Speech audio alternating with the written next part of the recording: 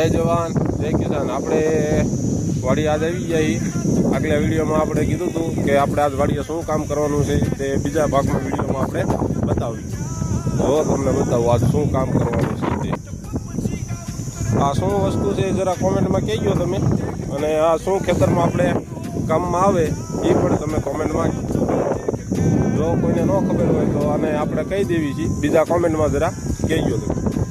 આ વસ્તુ રહી આપણે ઝટકાની વસ્તુ છે। તાર બાંધવા માટે આપણે શેડે ફરતે ફરતે ખોટિયું ખોડવાની છે, અને પછી આપણે 2 તાર બાંધવાના છે। એટલે નાત તો એ બધું નહીં થાય, અને તાર તો ખોટિયું ખોડી દેવી અને જેટલું કામ થાય એટલું કરી નાખવાનું હોય, અને આપણે ખોટિયું ખોડવાની શેડે શેડે, અને પછી ફરતે આપણે તાર બાંધવાનો હોય, અને પછી મેકવાનો આપણે ઝટકો। એટલે એના માટે કે ભૂણ કે રોજડા બોજડા આવે તો ઝટકો લાગે તો ઓછા આવે, ન આવે।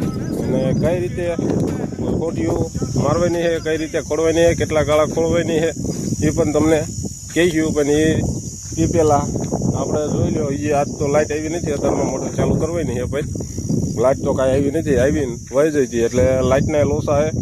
એટલે અત્યારમાં આપણે ઓટિયું બોટિયું ખોડવાનું કામકાજ ચાલુ કરી દેવી। લાઇટ આવે તો મોટર આપણે ચાલુ કરવાની છે, આપણું જેટલું કામ થાય એટલું કરીને આપણે જતા રહીશું ઘેરે।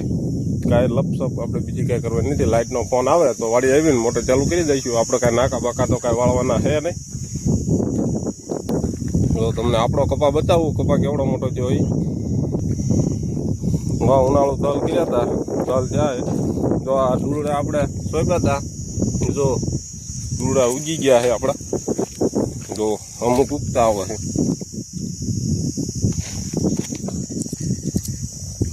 કપાસિયા અમુક કે નાખ્યા ન હોય હરખા, એટલે કપાસિયા બહાર પીડ્યા હોય છે।